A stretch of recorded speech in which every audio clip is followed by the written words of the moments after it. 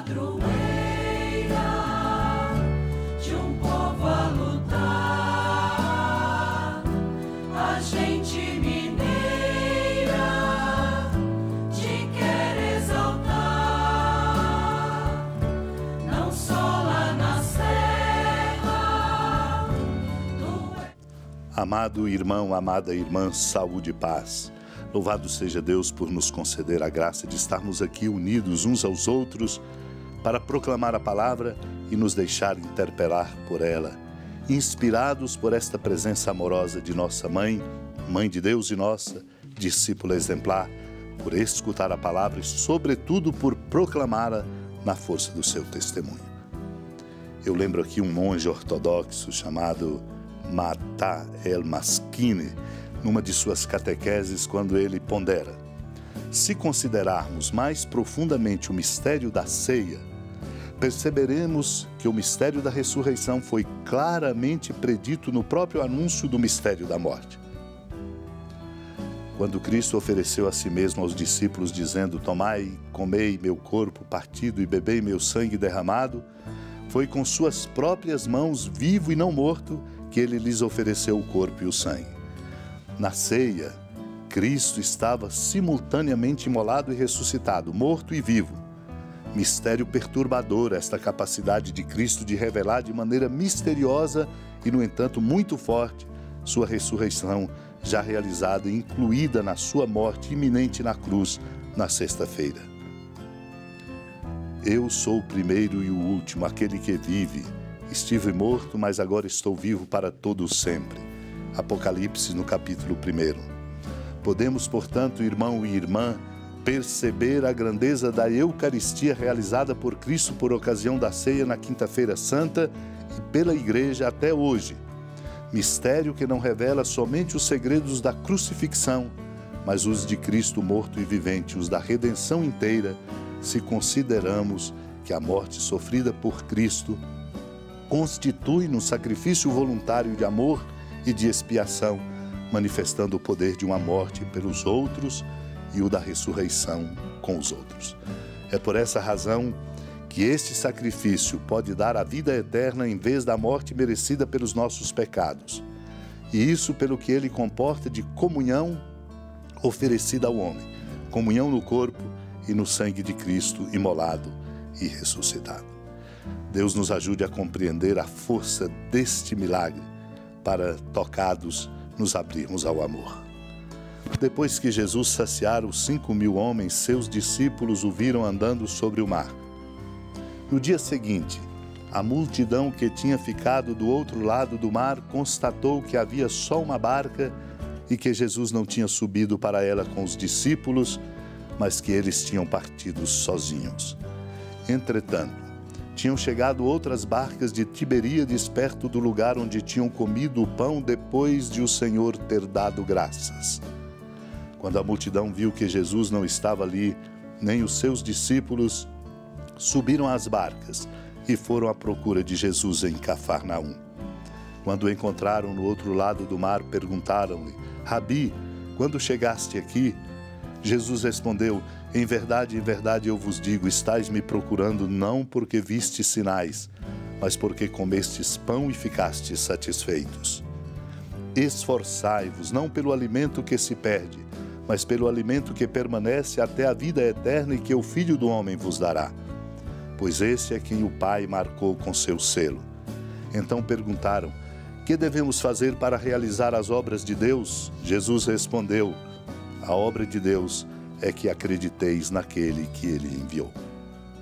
Amado e amada de Deus, não podemos absolutamente ter a força necessária para sermos instrumentos de mudança do mundo e de novo direcionamento da nossa sociedade se não formos, de fato, instrumentos a partir da nossa fé e da nossa incondicional confiança em Cristo.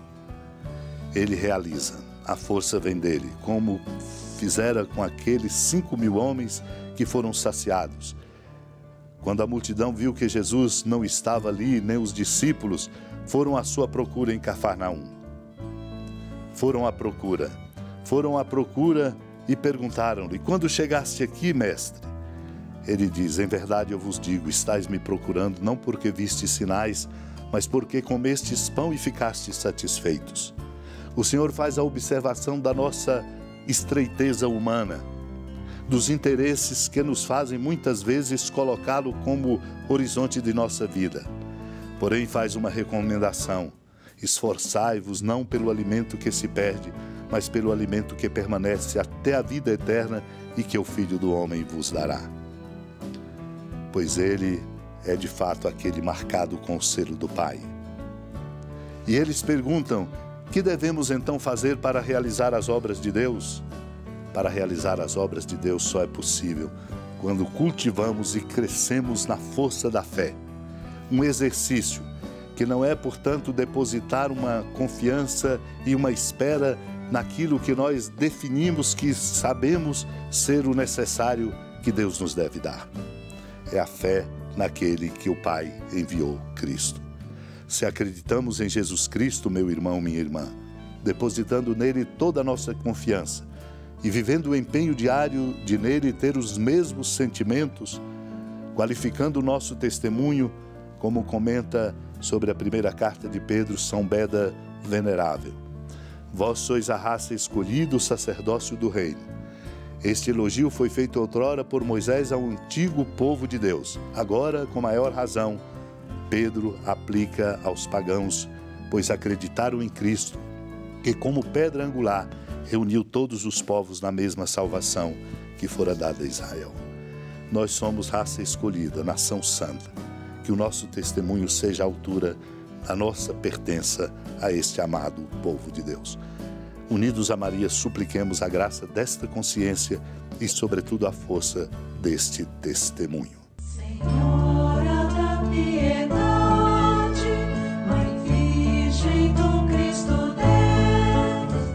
Lembrai-vos, ó piedosíssima Virgem Maria, que nunca se ouviu dizer que alguém daqueles que, tendo recorrido à vossa proteção, implorado a vossa assistência e reclamado o vosso socorro, tenha sido por vós desamparado. Animado com igual confiança, a vós recorro, ó Virgem das Virgens, e gemendo sob o peso dos meus pecados, me prostro a vossos pés.